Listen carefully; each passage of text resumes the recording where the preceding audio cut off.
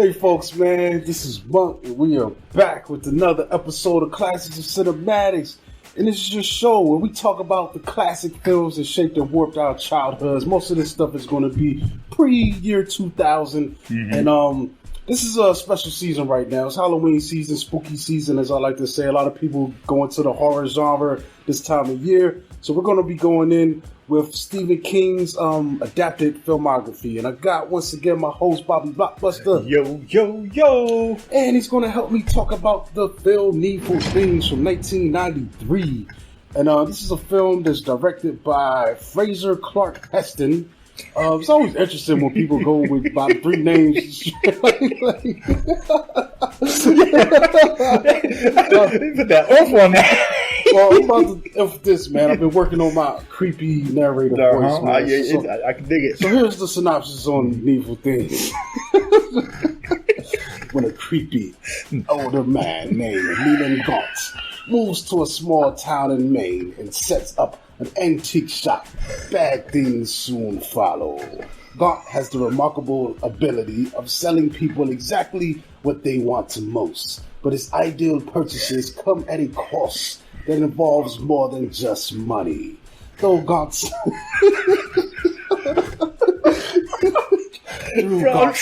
manipulation, the citizens of the town gradually turn on one another, resulting in violence that Sheriff Alan Pangborn struggles to contain. That was great narrative. Oh man! So essentially, we've got a new business in town, and this interesting business, man. It seems like an antique shop. This guy's selling, like pretty much. It's crazy because, as this film unfolds, it seems like everyone that walks in the store finds something that their heart most desires, right? Like for some whatever reason, and we find out, that this thing has some peculiar happenings going on. But before we get into that, let's get into this cast real quick. Which is pretty cool, man. So we've got the Ed Harris, who's one of my favorite actors. There you go. We got Max von Sydow, who plays Leland Gaunt. He's great in this. Kills it. Yeah. We got Bonnie Bedelia. We also seen her as John McClane's wife in the Die Hard series. Amanda Plummer, who I just made the connection. She's a honey bunny in Pulp Fiction. And also Zelda in Pet Sematary. No, Zelda was played by a man. What? Zelda was played by a man. But she does look a little Zelda-ish though, so hey. My bad. Dude. Wow. I feel so bad for that one. I'm sorry. I'm sorry, Amanda Plummer. That's all I could think of. I was thinking you were... Oh, man.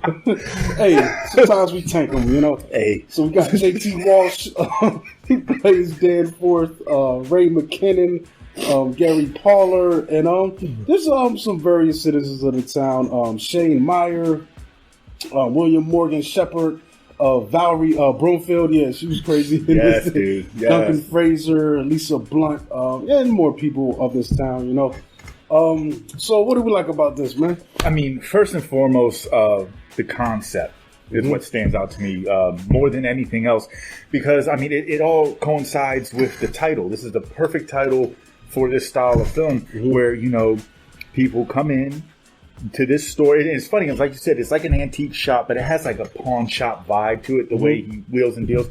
They come in, they find something that their heart desires most, and then they'll give anything to obtain it, which, like, the fact that this dude, he almost like he picks on, well, he's not even picking on, they're coming to him, and then he's feeding their heart's desires by something that they feel they can't live without, that they need. It's their needful thing.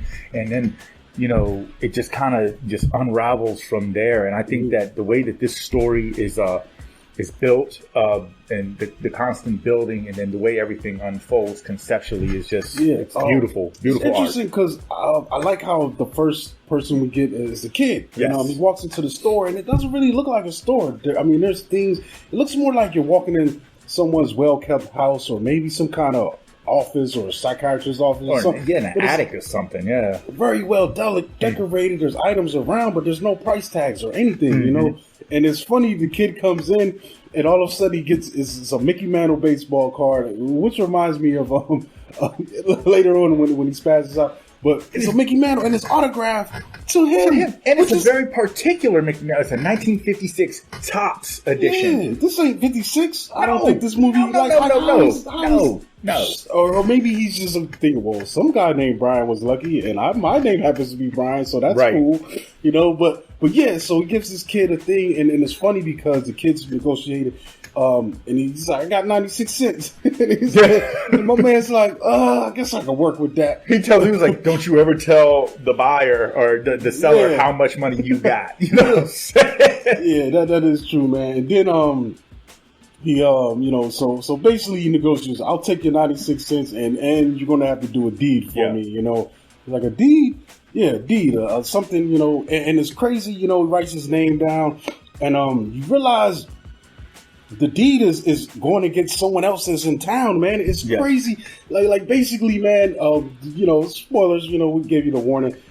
This guy, something's up with him, man. But his thing in this town, he's giving these people all of these things, but he's also pitting them against each other, man. Yes. So if he gives one person one thing, then he's going to send them to attack the other person another way, and that person will get something and probably have to attack someone else. And that's the thing with these deeds. Every deed is heavy with malicious intent. Mm-hmm. But, you know, it's also, he's getting someone who's unsuspecting. Like, if he knows, you know, me and you got a problem, he's going to get this person across the street to mess with me, knowing that I'm thinking it's you, and then get someone else. You know what I'm saying? And the way that he twists and turns everybody against each other. And, you know, one thing that I do like is when whoever walks in that store, when they do get their object, their needful thing, you can tell, like, soon when it leaves his hand and goes to theirs, they get this adrenaline rush and this flashback of some kind of transfer of energy. Yes. Like my man,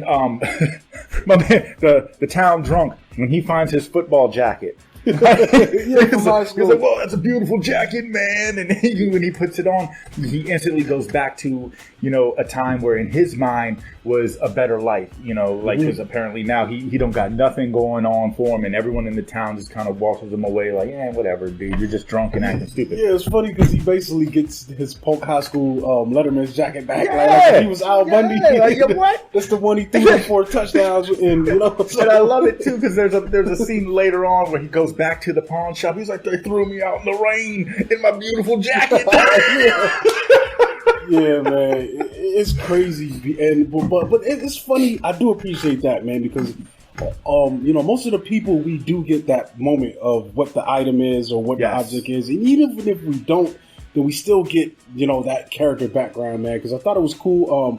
Bonnie Bedeille's character, who's Ed Harris's wife in this movie, and she basically has, like, it looks like rheumatoid arthritis, so she's on these painkillers all day, and that's kind of really messing with her life, you know. And so he gives her a charm that takes away her pain. She doesn't feel any pain, man, and it's crazy. But it's also weird though when she gets that moment, because like you said, when they grab the object, there's a flash, and it looks like the dude is all over her. That's her deed. He's very straightforward. He's like, your deed. Now this one, I'm not passing that deed out. I want that one for myself. It's crazy, man. But then back to the boy, when he gets the baseball card and touches it, it's almost like he's Mickey Mantle. He's feeling that moment of the game, smacking the home run and being in the game back in the day. So it's interesting, man. It's a cool setup, man. I like that. And I love the symbolism throughout this whole film. I mean, like when you watch this film, it makes certain like you know, reference points to me, like, you know, or you know, words that people use, or I don't know what is it, like monologue or something. I don't know, like love thy neighbor. You know what I'm saying? This is something that doesn't happen. Or don't idolize material objects. I mean, these are all things that are very, very at the forefront of this film, and that's what makes this work. But at the same time, what you were saying earlier, when it shows him break out that book, you know what I'm saying, you can tell instantly that he's collecting way more. Bodies. It's almost like he's collecting souls, man. Eventually, we've come to find out, because his ultimate goal is to have them all kill each other. Yes, like that's and I feel like, you know, it's got to be souls that he's collecting, because if you notice as you watch this film, whenever, you know, he feels like, or whenever he's like at the top of his game or breaks that book out, there's like constant whispering. You know what I'm saying? And I'm thinking that might have something to do with the the trapped souls. Yeah, in the book. You know what I'm saying? I mean, that's just but props to Max Vaughn for playing Leland Gaunt. Like, I really enjoyed what he brought to the table. Yes. But also, man, it was creepy because I don't know if I could sit too long with this guy. My man Alan comes in and eats the pie with him. Yeah. And I'm just looking at my man's nails, and I'm like, dude, I have not seen nails that crazy looking since De Niro and Angel Heart, bro. Yeah. And I'm like, and I think he was the devil in Angel Heart. I think that was the crux of that movie. This guy too is giving me similar vibes. His teeth are all jacked up, but he's just so laughing. He's so charismatic though, and so friendly. Like he's got that salesman pitch down great. He'll make you feel comfortable. And at ease, even though it's crazy, but he's still sinister with it. And another. I mean, but that's a characteristic of the devil in film, in the history of film. Like, there's always this guy that's really, able to just talk you out of your shirt, Make you feel good about giving it to him. You feel unassuming around him. You're not thinking, the worst, But when it comes to, the characters in here, my two favorite standouts in this film have to be Amanda Plummer and Valerie Broomfield, which play Nettie and Wilma. Yeah, they have beef. They have big beef, and Nettie is just so just quiet and just unassuming, just kind of just under the radar. You know what I'm saying? It's just her and her dog. But word around the bend is, she had an issue with her husband, and she might have took him out. That's what people keep saying. But then Wilma, on the other hand, is like this hard-nosed farmer, hands in the dirt, almost kind of like the same style of woman that is portrayed in Misery with Kathy Bates, except she has a husband. You know what I'm saying? Wilma does. And, their beef, man, and it's wild because initially, that's who Leland Gaunt sends the little kid to go mess with out the gate. But he's like, this is how we start this fire. He's not sending Nettie. He's not sending Nettie to vandalize Wilma. No, but he's sending the boy because he knows that Wilma will think it was Nettie. Yes, and vice versa. So he's mixing up all these connections. Yes, and so you can't go directly to the person who's actually doing it. But it's great how he's weaving it. He's getting enough information out of them all to know their particular beefs, who they have problems with. Yes, and it's crazy, man. And it's wild because then as the movie continues, when they continuously lock horns, that to me is probably their interaction. The climax of their interaction is more entertaining to me than the end of the movie. I'm just like, whoa, I cannot believe it. And we get this mid-stride, bro. Especially what I love too, man, when they go to blows, man. Yes, man. It gets foul, dude. Because Nettie has a dog.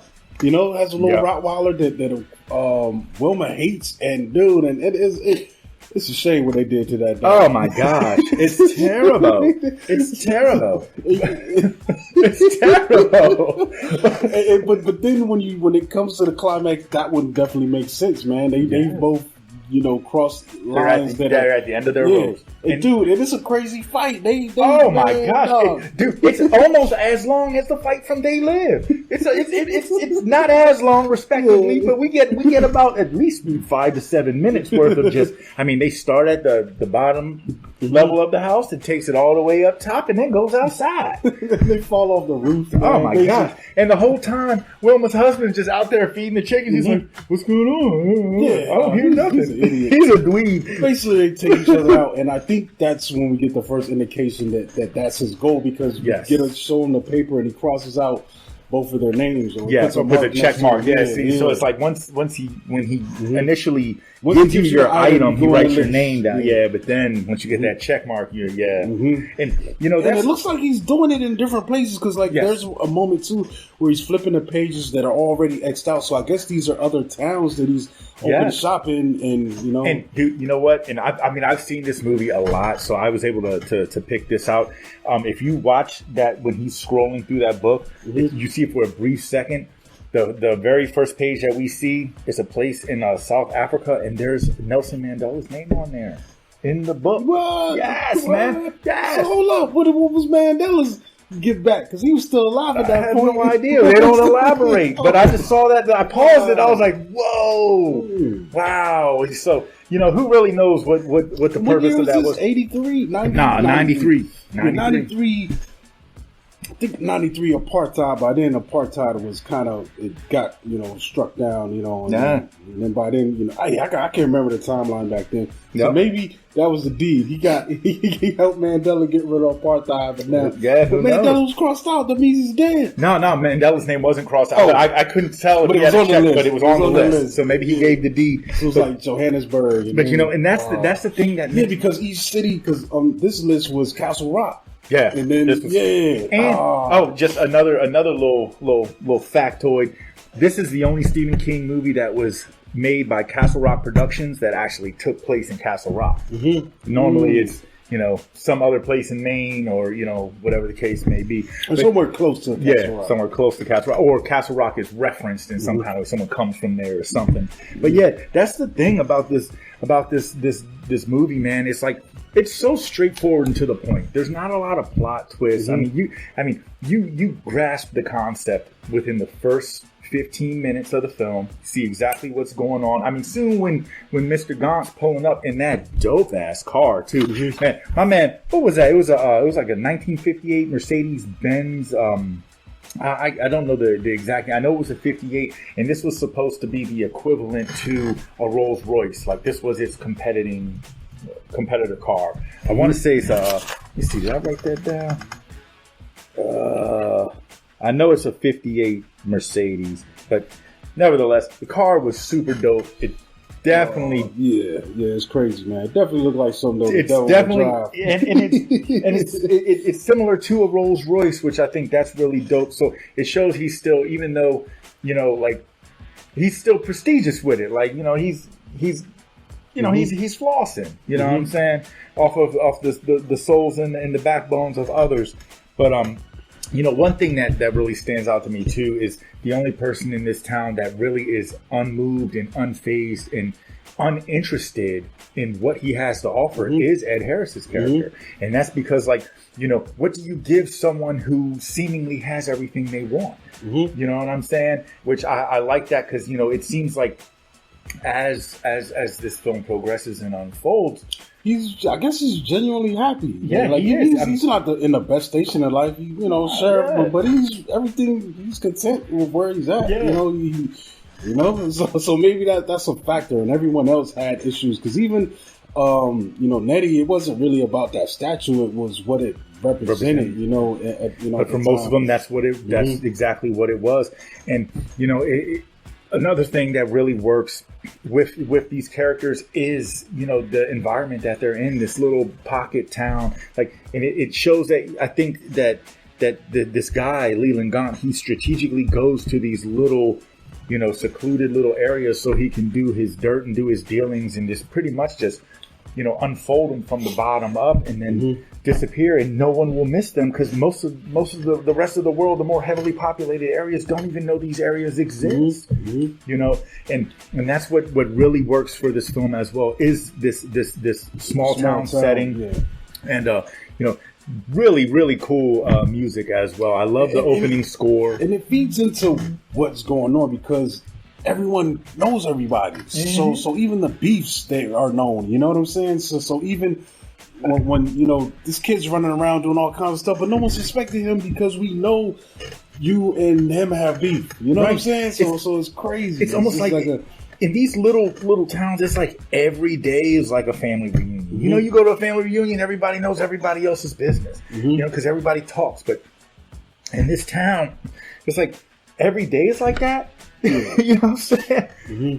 So, but like I said, it works right into this dude's master plan. And another dude who stood out to me as well, I love what we got from JT Walsh.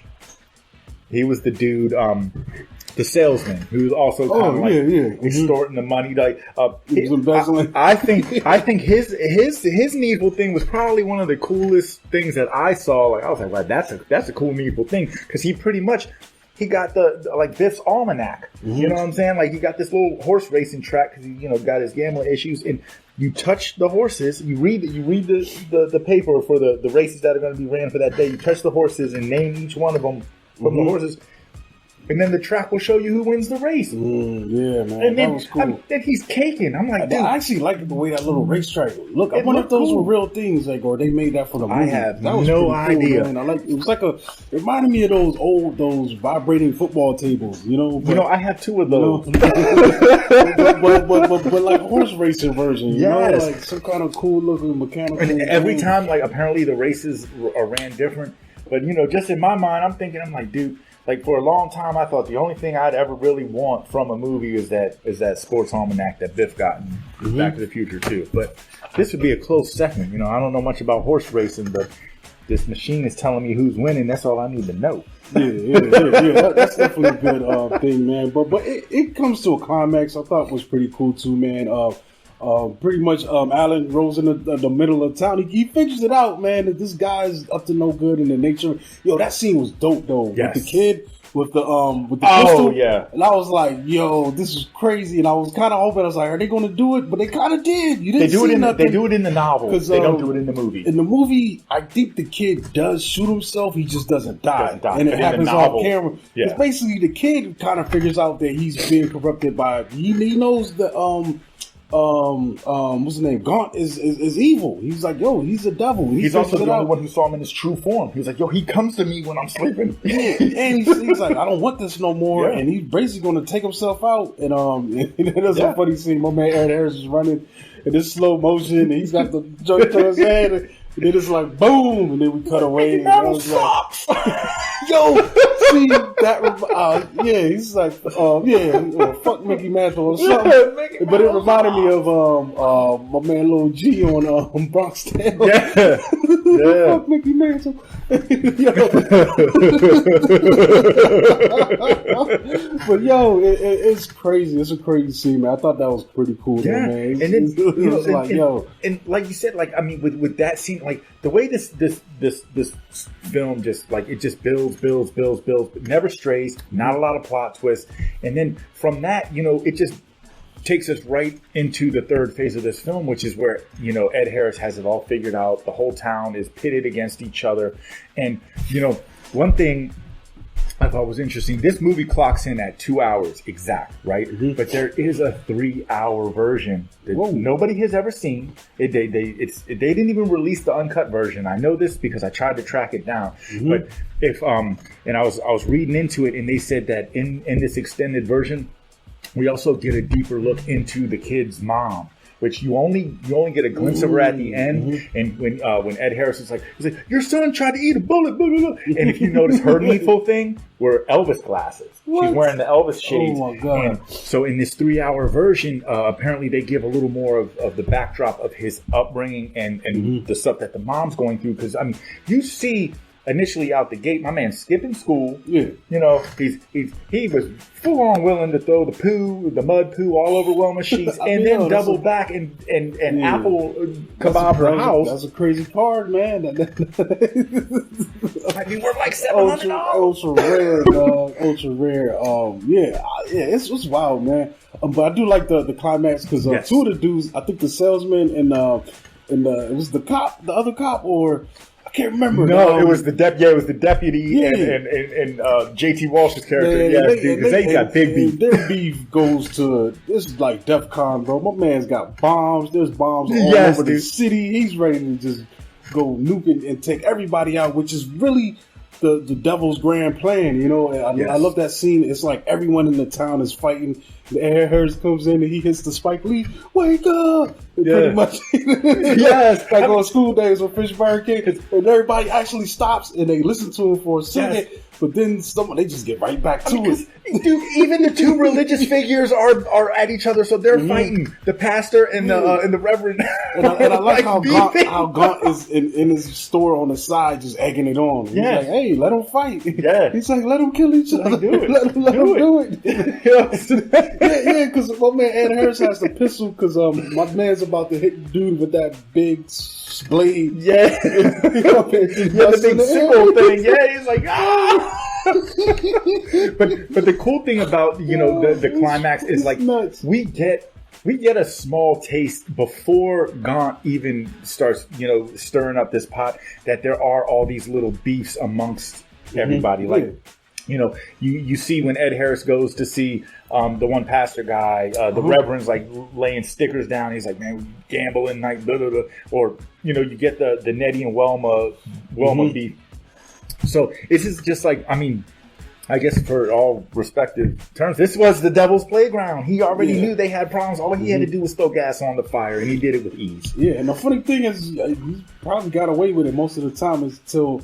Well, he was halfway through that book, bro. Yeah, I mean, but I'm saying he's probably, that's just his thing. It's just, you know how many small towns they are, you know, from here to wherever. Just, you know, that's insane, yeah. They could disappear and nobody would be the wiser, man. But, you know, eventually Ed Harris is triumphant, man, you know, and it's kind of funny because the devil's, one of his plan backfires is he gets taken out by one of his own guys that he, you know, pushed forward, and the boom, and the store blows up. But I mean, it was, I like that part. It's, you know, because you know the thing of it is that, you know, once everybody kind of really acknowledges what they were doing and how they were going about attaining their needful things, you know, reality sets in, and everyone realizes, you know, if this thing that you possess is costing you your self-respect, your identity, your integrity, your human nature as a whole, you know,